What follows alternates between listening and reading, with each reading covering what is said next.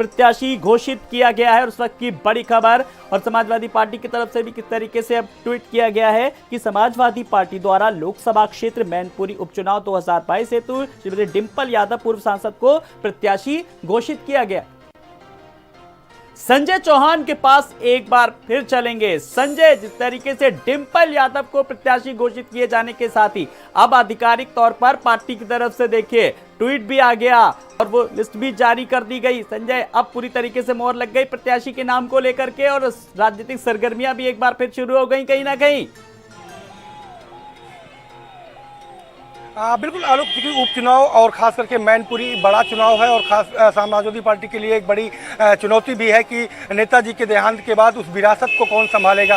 तो ऐसे में उनकी पुत्रवधू के रूप में, बहू के रूप में डिंपल जी को जो प्रत्याशी बनाया गया है, कहीं ना कहीं सिंपैथी जो है वो डिंपल के साथ रहेगी। और जातीय समीकरण साधने के लिए आलोक साक्य जो वहाँ पर यादव की बिरादरी के बाद दूसरे नंबर के जाति आती है, तो उनको जिला अध्यक्ष कल ही घोषित किया गया था। साथ ही साथ जो क्षत्रिय समाज का वोट है उसे भी समेटने का और सहेजने का प्रयास है। साथ ही और इतना ही नहीं, जो तमाम अटकलें थी, तमाम चीज़ें देखने को मिली 2022 के चुनाव में कि पार्टी की जो थीम थी, लाइन थी, वो थोड़ा सा दूसरे दिशा में थी। कुल मिलाकर के ये कहा जा सकता है कि पिछड़े समाज को जोड़ने की ज़्यादा थीम थी और कहीं ना कहीं यही वजह है कि अब उस थीम को तोड़ने का भी प्रयास समाजवादी पार्टी के राष्ट्रीय अध्यक्ष अखिलेश यादव द्वारा किया गया है कि सामान्य वर्ग को भी समेट करके चला जाए। क्योंकि नेताजी का जो स्टाइल थी काम करने की, सियासत करने की, वो हर वर्ग के जो है छत्रपों को बना करके चलते थे और यही वजह कि उस धारणा को भी तोड़ने का प्रयास किया गया और यही वजह है कि डिंपल यादव के नाम पर वहां पर मुहर लगाई गई है। तो हर फैक्टर को बहुत ही गहनता से मंथन किया गया, विचार किया गया और उसके बाद डिंपल सिंह के नाम पर जो मुहर है वो लग गई है और अब पूरी तरीके से लोगों को जिम्मेदारियां पहले भी सौंपी गई है और लगातार और भी जिम्मेदारियां सौंपी जा रही है पार्टी के नेताओं को कि वो सीधे तौर पर अब मैनपुरी पहुंचेंगे और लोगों से विकास के नाम पर समाजवादी पार्टी जिस तरीके से मैनपुरी, इटावा, जो फर्रुखाबाद, औरैया के ये इलाके हैं जहाँ पर जिस तरीके से वो काम करते रहे, उनके ऊपर विकास, वहाँ पर सफाई विकास जा रहा है। तमाम आरोप लगते थे कि जितना विकास कार्य है वो सबसे ज्यादा जो है इटावा जाता है, मैनपुरी जाता है, सफाई पहुंचता है। तो उन तमाम कार्यों को लेकर के भी वोट मांगने का काम करेंगे। आलोक जी बिल्कुल, जिस विकास को लेकर के बात की जा रही है, सारा का सारा विकास का आरोप लगता है। लेकिन अभी हमारी इस बड़ी खबर के बाद बीजेपी के प्रवक्ता से भी बात हो रही थी। उन्होंने कहा था विकास तो अब होगा और बीजेपी पूरी तरीके से पुरजोर कोशिश करेगी कि वहां पर अपनी जीत का परचम लहराए। बिल्कुल आलोक, ये किसी से छिपा नहीं है कि 20 सप्ताह तक जब सरकार रही 12 से 17 तक, तो अखिलेश यादव ने विकास के नाम पर ही चुनाव लड़ा था और जितना काम देखने को मिल रहा है, चाहे मेट्रो हो, तमाम चीज़ें हैं वो, और सीधे तौर पर जो सफाई का विकास है उसका आरोप खुद तमाम विपक्षी दल जो है वो लगाते आ रहे थे और तमाम बार और तमाम सार्वजनिक मंचों से ये कहीं ना कहीं आरोप लगते थे। तो ऐसे में मैनपुरी में जो विकास कार्य नेताजी के कार्यकाल से हुआ है, क्योंकि 26 वर्षों से इस सीट पर लगातार समाजवादी पार्टी के लोग ही रहे और खास करके पारिवारिक सदस्य ही यहाँ पर रहे, चाहे तेज प्रताप यादव रहे हों या फिर नेताजी के पास, जब नेताजी ने वहाँ से चुनाव लड़ा 1998 में से चुनाव लड़ना शुरू किया था वहाँ से, तो तब से वहाँ पर लगातार उनके कार्य है। तो उन तमाम कामों को पारिवारिक जो लगाव है, उस लगाव के जरिए जो सिंपैथी है नेताजी के देहांत के बाद, उसके जरिए तमाम फैक्टर्स हैं, उन फैक्टर को साधते हुए समाजवादी पार्टी ने एक नाम की घोषणा की है डिंपल जी के नाम पर और डिंपल जी वहाँ से उम्मीदवार होंगी और परिणाम जो है 8 तारीख को देखने को मिल जाएंगे आपको। जी बिल्कुल, इस परिणाम से पहले, प्रत्याशियों के चयन के पहले, संजय, अगर मैं बात करूं कि जिस तरीके से जब निधन को लेकर के जब आप भी उनके गृह जनपद गए, आपने भी तमाम सारे लोगों से बात की थी, लोगों का भी साफ तौर पर कहना है ये खाली अखिलेश का ही फैसला नहीं है या उनका शीर्ष नेतृत्व का ही फैसला नहीं है, ये फैसला एक तरीके से कहा जाए कि आम जनता ने, वहां की जनता ने ये फैसला लिया है कि कोई भी उनके परिवार का ही कोई सदस्य चुना जाए।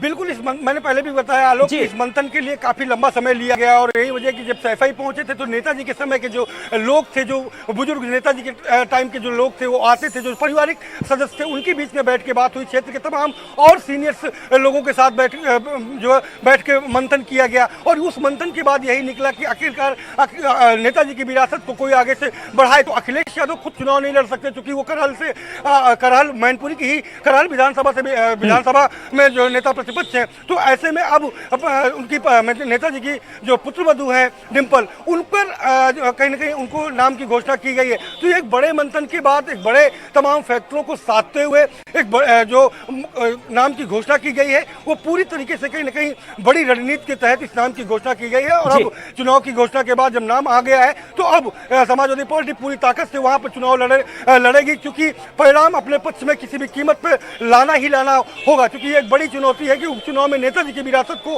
बीजेपी के हाथों नहीं जाने देना है। ये एक बड़ी चुनौती लेकर के समाजवादी पार्टी चल रही है और यही वजह है कि पूरी ताकत वहां पर झोंक रही है। संजय, जिस चुनौती की जिस तरीके से अगर बात करें तो समाजवादी पार्टी की अगर चुनौती की बात करें तो अपने गढ़ को बचाने की, अपने किले को बचाने की और अपनी जीत की लय को बरकरार रखने की बड़ी चुनौती होगी और बीजेपी के सामने उसको सेंध लगाने की कहीं ना कहीं।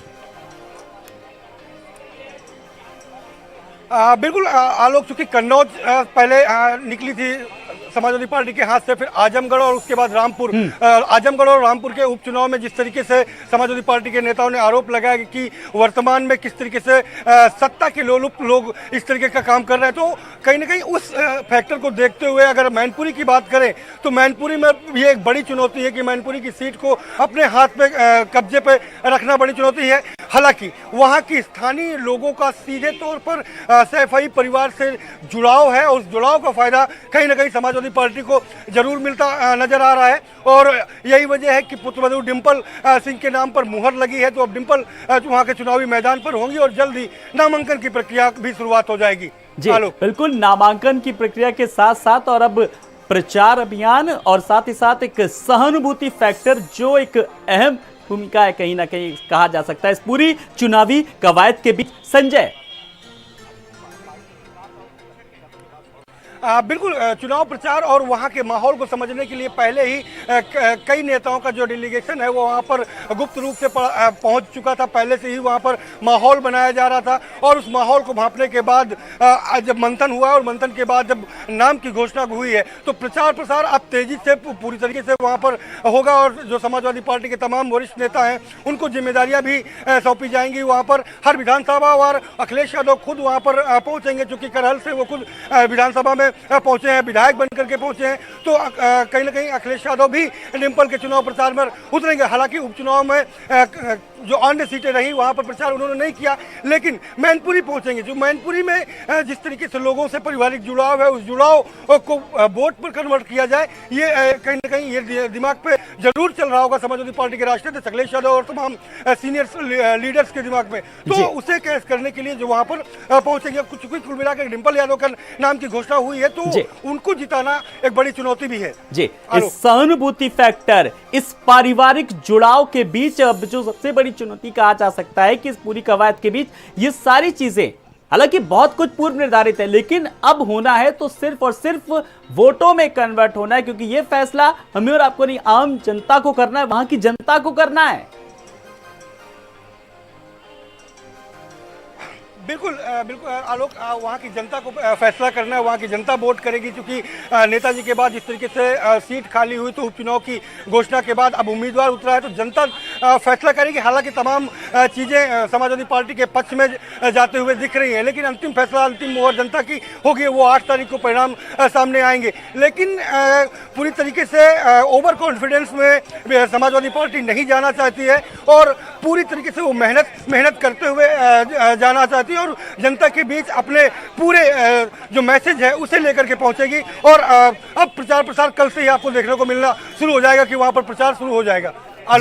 प्रचार प्रसार होगा, नेता भी जाएंगे इस पूरी कवायद के बीच। लेकिन एक बहुत अहम सवाल संजय, कि अब अखिलेश यादव के सामने अगर बात करें कि नामांकन के पहले, अगर प्रत्याशी के चयन के पहले कहीं ना कहीं अगर बात करें, एक तरफ पारिवारिक विरासत और दूसरी तरफ राजनीतिक परिवेश जो है, राष्ट्रीय राजनीति के परिवेश को दोनों में सामंजस्य बिठाना कहीं ना कहीं बड़ी चुनौती थी।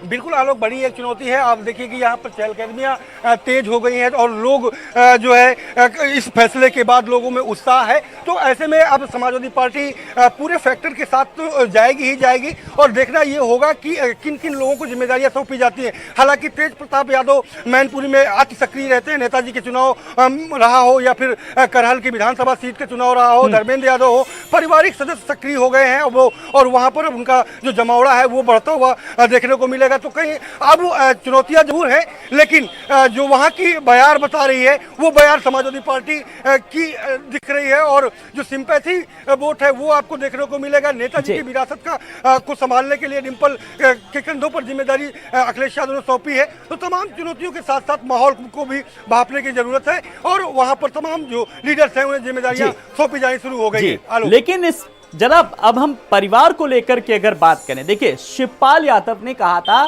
कि अब नेताजी के निधन के बाद उन्हें जो भी परिवार में जिम्मेदारी मिलेगी उसको वो बखूबी संभालेंगे। अब सारा का सारा जो फैसला था वो अखिलेश यादव को करना था। तो अब इस पूरे सिनेरियो को आप किस तरीके से देख रहे हैं? बिल्कुल, नेताजी के देहांत के बाद पूरा परिवार एक हुआ और एक अभी भी है, क्योंकि इसी सब अटकलों को खत्म करने के लिए और लोगों की धारों को कुंद करने के लिए परिवार की जो बड़ी बहू है कि कहा जाए कि डिंपल सिंह, उनके नाम पर मुहर इसी वजह से लगी है। और अब चूंकि डिंपल का सीधा लगाव शिवपाल जी से भी है, उन्हें भी पिता तुल्य के तौर पर देखती हैं और लगातार मैं जब सैफई में था नेताजी के देहांत के बाद, तो जिस तरीके से बातचीत होती थी, वो जो लगाव था, आपसी लगाव, वो देखने को मिल रहा था आलोक। तो उसका कहीं ना कहीं बेनिफिट समाजवादी पार्टी के उम्मीदवार को देखने को मिलेगा। और चाचा अगर खुल करके प्रचार नहीं करते नजर आएंगे तो विरोध करते भी नजर नहीं आएंगे। तो ये तमाम जो फैक्टर्स हैं उन्हें साधने का जो प्रयास था वो किया गया है आलोक। तो बिल्कुल हमें लगता है कि आपके साथ कुछ और भी लोग हैं वहां पर, आप जरा उनसे संजय बात करना चाहेंगे तो हम चाहेंगे आप उनसे भी बात करें और लगातार हमारे दर्शकों तक अपडेट पहुंचाएं फिलहाल इस बड़ी खबर को लेकर के। तो अखिलेश ने फिलहाल मैनपुरी से बनाया प्रत्याशी और सपा ने डिंपल को बनाया प्रत्याशी। तो यादव प्रत्याशी घोषित किया डिंपल यादव को, सपा ने मैनपुरी प्रत्याशी घोषित किया। तो मुलायम की सीट पर लड़ेंगी डिंपल यादव। अभिषेक जी, हमारे साथ अभिषेक मिश्रा जी मौजूद हैं और समाजवादी पार्टी के राष्ट्रीय अध्यक्ष के किचन कैबिनेट के भी दोस्त माने जाते हैं। आज का जो फैसला आपने देखा वो किस तरीके से देख रहे हैं और कितनी बड़ी जीत मान रहे हैं? देखिए, मैनपुरी की जनता हमेशा माननीय नेताजी के लिए बहुत प्रिय रही, बहुत खास रही। नेताजी ने बहुत प्यार, बहुत स्नेह, बहुत वक्त, बहुत एफर्ट वहां पे दिया है और अब वो जिम्मेदारी माननीय राष्ट्रीय अध्यक्ष श्री अखिलेश यादव जी के कंधों पर है, समाजवादियों पर है कि हम लोग जो नेताजी का दिया हुआ संस्कार है, जो नेताजी का सिखाया हुआ रास्ता है, उस पे चलते हुए मैनपुरी की जनता की सेवा कर सके, उनकी उम्मीदों पे खड़े उतर सके, उनके हर सुख दुख में खड़े हो सके। समाजवादी लोग हमेशा रहे हैं, आगे भी हमेशा बने रहेंगे। ये चुनाव बहुत बड़ी मार्जिन से जीत के आएंगे। बीजेपी कह रही है कि अभी तक मैनपुरी जो है विकास की राह से दूर थी, अब विकास वहां होगा क्योंकि मोदी के चेहरे पर चुनाव होगा। पिछले 8 सालों से उत्तर प्रदेश में और देश में भारतीय जनता पार्टी सरकार चल रही है। आपने देखा किस तरीके से 2 करोड़ नौकरियों का वादा हुआ था। आज मैं आपके माध्यम से पूछना चाहूंगा भारतीय जनता पार्टी से कि मैनपुरी में कितने लोगों को नौकरियां दे दी, कितने किसानों की मदद कर दी, कितना लोन माफी हो गई, कितने लोगों की बिजली में मदद कर दी, कितने किसान को बीज मिल गया, सिंचाई का क्या हुआ, फसल का क्या हुआ, जो वहां ओलावृष्टि हुई उसका क्या हुआ, जो बाढ़ आती शहरों में उनका उसका क्या हुआ। तो ये भारतीय जनता पार्टी वाले सिर्फ झूठ की राजनीति वो करके उसकी फसल काटना चाहते हैं। उत्तर प्रदेश की जनता उसके लिए तैयार नहीं। आपसे अंतिम सवाल, अभी अखिलेश जी से मुलाकात करके आए, क्या निर्देश मिले मैनपुरी के लिए आपको? अब सब आपको थोड़ा बताएंगे। तो अभिषेक मिश्रा है, सीधे तौर पर अखिलेश जी से मुलाकात करके निकले हैं। उन्होंने सीधे तौर पर अटैक बीजेपी पर किया कि उनकी झूठ की सियासत है, झूठ की जो राजनीति है वो चल रही है। बड़े अंतर से वहाँ पर जीत हासिल होगी, क्योंकि मुलायम सिंह यादव ने जब भी पार्टी की शुरुआत की थी तो वो वही क्षेत्र था, उस क्षेत्र से उन्होंने शुरुआत की, वहीं से बचपन से पले बढ़े। तो वो जो इमोशनल अटैचमेंट है लोगों के जरिए, लोगों के बीच में, वो उसका भी फायदा मिलेगा। और 26 वर्षों से जो सेवाएं समाजवादी पार्टी के लोग वहां पर करते रहे हैं उसका भी फायदा मिलेगा। बिल्कुल, फायदा नफा नुकसान की बात करें, अभिषेक तमाम सारी बातें कर रहे थे अभिषेक मिश्रा। संजय आप हमारे साथ बने रहिएगा, हमारे साथ प्रवीण भी हमारे साथ जुड़े मैनपुरी से।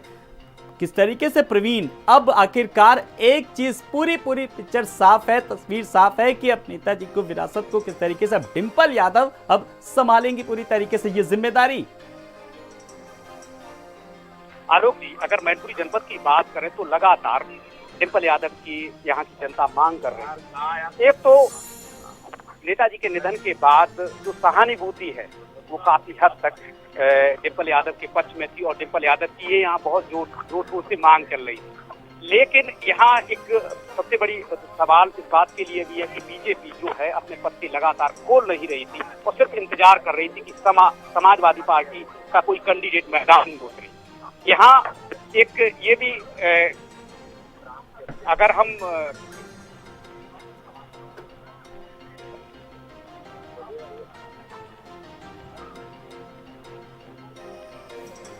जी बिल्कुल, किस तरीके से प्रवीण लगातार हमारे साथ बने हुए। प्रवीण, ये एक फैसला तो था ही पार्टी का, शीर्ष नेतृत्व का, लेकिन कहीं ना कहीं एक समय की मांग थी और जनता की भी बारी मांग थी, जिसके कारण अखिलेश को कहीं ना कहीं फैसला लेना पड़ा, क्योंकि नाम इस पूरी कवायद के बीच तमाम सारे चले थे। शिवपाल यादव को नाम को लेकर के बात करें, तेज प्रताप के नाम को लेकर के कई दिन से पार्टी के अंदर मंथन चल रहा था और चाहे अखिलेश तहसील में आना हुआ, तमाम स्थानीय नेताओं से मुलाकात रही हो और स्थानीय नेताओं से जब हमने कई बार इस संबंध में सवाल भी पूछे, भारत समाचार ने जनता से राय भी ली, तो तीनों के नाम पर सबसे पहले जो नाम आता था वो डिंपल का आता था। एक तो सहानुभूति, दूसरा महिला, और महिला यहाँ लगातार काफी लंबे समय से कोई भी लोकसभा चुनाव के लिए समाजवादी पार्टी ने मैदान में नहीं उतारा था। 33 साल का जो गढ़ था वो मुलायम नेताजी का दबदबा जो कायम रहा था, वो अब उनकी विरासत को बचाने के लिए कोई भी और कसर समाजवादी पार्टी नहीं रिस्क ले सकती है।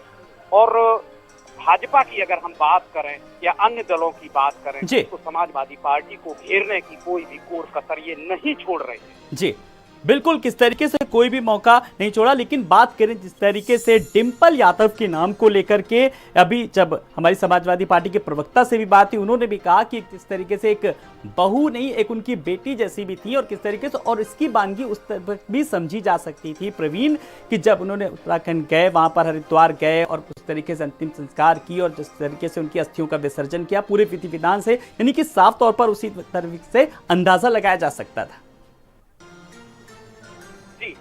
निधन के बाद जो एक गमगीन माहौल रहा था और सभी दुखी थे, ऐसा नहीं था कि परिवार में कोई व्यक्ति इस शोक में नहीं डूबा था, आम जनता भी रो रही थी। लेकिन यहाँ जो विरासत की बात आती है, शुरुआत में ही आपको उठा के देखिए तो नेताजी ने उत्तराधिकारी के रूप में राष्ट्रीय अध्यक्ष अखिलेश यादव को अपने जीते जी उन्होंने सब कुछ अखिलेश यादव को सौंप दिया था, उनके पुत्र वधू को सौंप दिया था।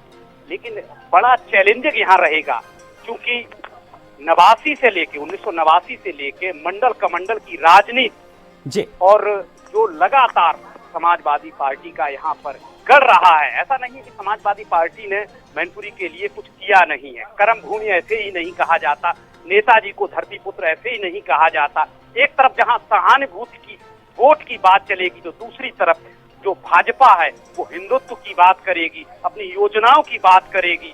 और एक जो प्रश्न चिन्ह हमेशा सा लगा रहता है कि भाजपा जो कहती है कि गुंडों की पार्टी, ऐसे शब्दों से इनको नवाजा जाता है।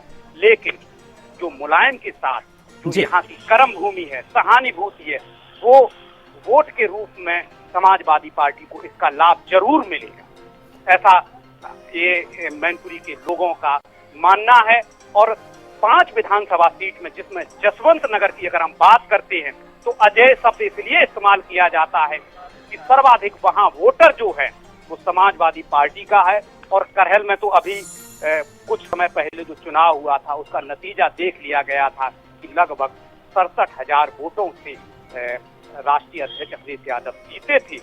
और दो अगर हम मैनपुरी और भोगांव विधानसभा की बात कर लें तो कोई इतनी बड़ी भाजपा ने जो जीत हासिल नहीं की थी, चंद वोट रहे थे, हजारों में वोट हैं। एक तरफ जहां मैनपुरी सदर में पर्यटन मंत्री जो मौजूदा वक्त में है जयवीर सिंह, भाजपा ने सीट तो भाजपा के पाले में गई थी, लेकिन विधानसभा चुनाव में जो टक्कर दी गई थी, सपा ने जो लड़ाई लड़ी थी, वो बहुत ही कम वोटरों के, बिल्कुल मार्जिन जो था वो बहुत ही कम था। प्रवीण, आप हमारे साथ बने रहिए। संजय के पास एक बार फिर रुख करेंगे। संजय, ये फैसला तो है ही राष्ट्रीय अध्यक्ष का, लेकिन इस फैसले को लेकर के अगर साफ तौर पर कहा जाए कि ये वहां की जनता की भी यही राय थी, उसका भी मन यही था कहीं ना कहीं डिम्पल यादव के नाम को लेकर के। बिल्कुल, चूंकि नेताजी के बाद जब वो सीट खाली हुई है, देहांत हुआ था, उपचुनाव है, तो ऐसे में चूंकि नेताजी के करीब और सबसे परिवार की बड़ी बहू मानी जाती है डिम्पल सिंह, तो ऐसे में डिम्पल के नाम के लिए तमाम जो वहाँ के बुजुर्ग नेता थे उन्होंने सलाह दी थी। जब मंथन का दौर शुरू हुआ था, तकरीबन 5 दिन से 6 दिन से मंथन चल रहा था, तमाम कार्यकर्ता हैं मुझसे पूछते हैं किस तरीके का उत्साह है। डिम्पल जी का नाम घोषित हुआ है, मैनपुरी से वो लोकसभा के चुनाव के उम्मीदवार होगी, किस तरीके देख रहे हैं? देखिए, ये समाजवादी पार्टी का जो नेतृत्व का फैसला हुआ है, ये बहुत स्वागत लायक है और इसमें जो है मैनपुरी की जनता उनका स्वागत भी करेगी, क्योंकि उनकी बहू भी हैं और एक सामाजिक महिला भी हैं भाभी जी। तो इससे ये होगा कि वहाँ की जनता जो है पूरा स्वागत करेगी और वहाँ इतना उत्साह हो रहा है कि अभी से वहाँ से बैनर बनना शुरू हो गए हैं वहाँ पे। आप देखिए, लोग जो हैं वो लगातार उत्साहित हैं और अब और लोगों से भी बात करने का प्रयास करते हैं किस तरीके का जो फैसला है हुआ। हमारे साथ डॉक्टर रागिनी सोनकर जी हैं, विधायक हैं मछली शहर से। एक बड़े नाम की घोषणा हुई है विधायक जी, डिम्पल जी का नाम घोषित हुआ है, चुनाव में प्रचार करने जाएंगी? मेरी शक्ल देख के आपको क्या खुशी का लेवल समझ में आ रहा है? बहुत खुश हूँ मैं और हम सब लोग पूरी मजबूती से वहाँ पे रहेंगे और हर पल हर कदम पे साथ में रहेंगे और जीत करके आएंगे। आपको तो अक्सर मैंने डिम्पल जी के साथ देखा है, तो वहाँ पर किस तरीके की रणनीति तैयार कर रही है प्रचार के लिए? वो आपको ऑन ग्राउंड जब हम पहुँचेंगे तो हमारी पूरी रणनीति पता चलेगी और हमारा बस एक ही मकसद है, सबको साथ में जोड़ करके आगे बढ़ना और जो असली विकास है उसे सामने लेकर के आना। किसी मुलाकात हुई, कुछ निर्देश मिले आपको मैनपुरी के लिए? जी, निर्देश मिले हैं और हम उस लेवल पे काम भी करेंगे। तो आपने देखा कि लगातार जो महिला विधायक हैं डॉक्टर रागिनी सोनकर मछली शहर से आती है, उनको साफ तौर पे ये कहा है कि मेरा फेस देख करके आपको लग रहा होगा कि मैं कितनी खुश हूँ, क्योंकि दोस्त भी हैं डॉक्टर रागिनी सोनकर डिम्पल जी की। तो ऐसे में अब जिम्मेदारियां जो महिला विधायक हैं समाजवादी पार्टी की, उन पर जरूर होगी कि वहाँ पर मैनपुरी पहुँचे और वहाँ जनता को अपना मैसेज बताएं, अपनी बात बताएं जो समाज